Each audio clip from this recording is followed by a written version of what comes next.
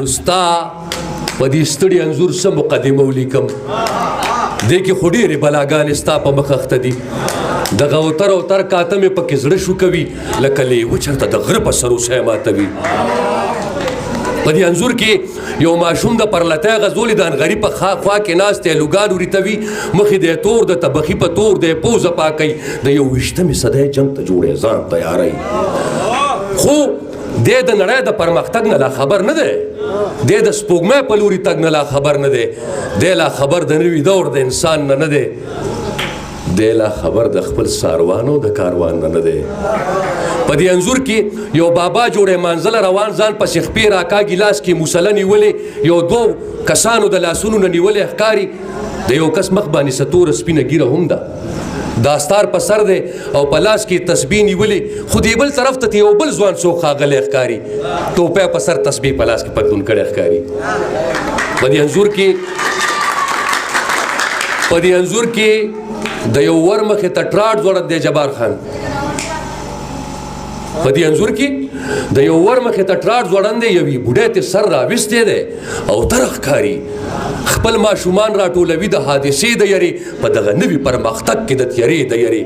خو په دې انځور کې د یو شاتو موچی ساه ورکوي یو څو میږي ورته په سر ولاړ په تمه کې دي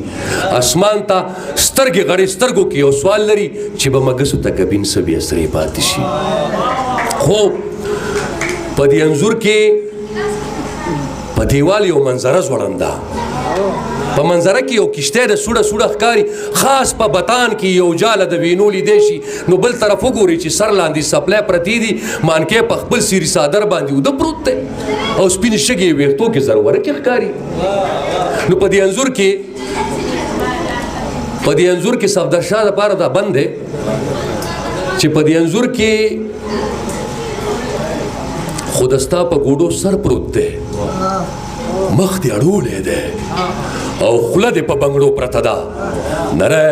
خوله دې د وحشت په ننګو پرته ده یوه شلېدلې لوپټه دې په اوږو پرته ده فیاضه خو په دې انځور کې دا منظر چېرته کې ستړی نه شي عزت خان په دې انځور کې دا منظر چرته کې ستړی نشي په دې انځور کې دا د شاتو موچی مړی نشي په دې انځور کې دا کشتی چرته سیلاب یو نشي په دې انځور کې د بابا څوک موسله وانخلي په دې انځور کې د بوډۍ بچي تیاره ونه خوري په دې انځور کې دغه وږی ماشوم مور په کار دی په دې انځور کې انغري کې لږ شان اور په کار دی بس سره دغه انځور لږ شان بدلول په کار دي او چرته په نوي انځورګري جوړول په کار دي